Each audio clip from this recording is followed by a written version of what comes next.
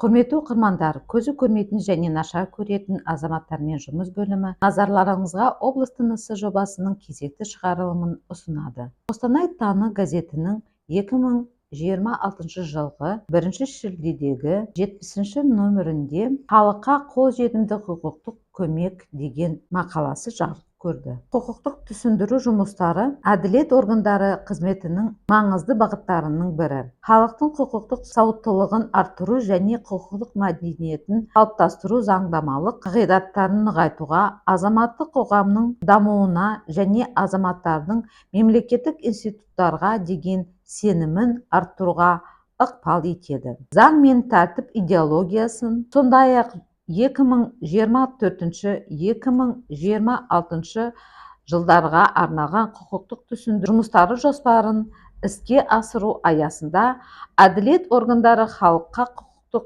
ақпарат пен мемлекеттік қызметтердің қолжетімділігін қамтамасыз ету бағытында жүйелі жұмыстар жүргізілуде. Осы жұмыстың тиімді тетіктерінің бірі құқық кабинеттері. Құқық кабинеті азаматтардың құқықтық ақпаратқа, мемлекеттік электрондық сервистерге және қажетті ақпараттық жүйелерге тегін қол жеткізуіне арналған арнайы жабдықталған орын. Құқық кабинеттерінің негізгі мақсаты халықтың құқықтық сауаттылығын арттыру, құқықтық көмектің қолжетімділігін қамтамасыз ету, сондай-ақ азаматтардың мемлекеттік қызметтерді өз бетінше алу және заңнамамен жұмыс істеу дағдыларын қалыптастыру. Құқық кабинеттерінде азаматтар қолданыстағы заңнамамен таныса алады, мемлекеттік электрондық сервистерге қол жеткізе алады, e-gov және e-өтініш порталдарын пайдалана алады. Мемлекеттік органдарға өтініштер жолдай алады. Қажетті құқықтық ақпаратты өз бетінше алып, туындаған мәселелер бойынша түсінік ала алады. Кабинеттер компьютерлік техникамен жабдықталып,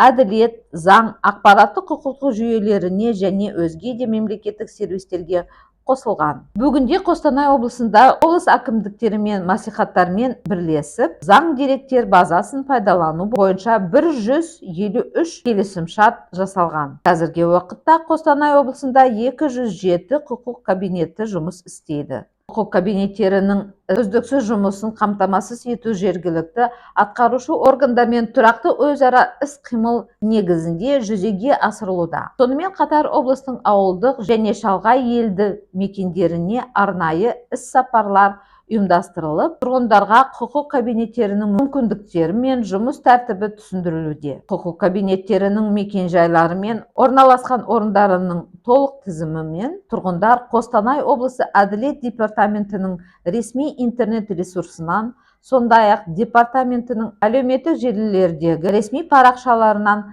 таныса алады.